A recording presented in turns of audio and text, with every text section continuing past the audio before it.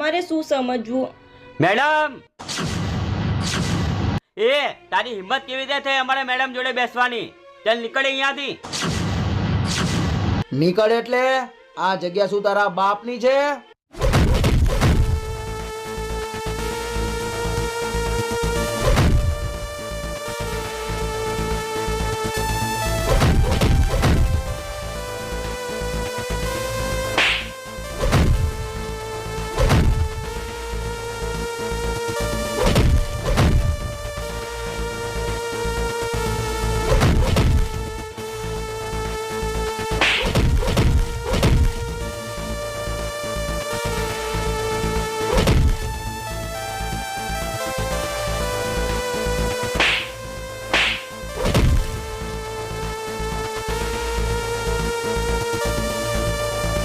અહીંયા જ ઉભો રહેજે.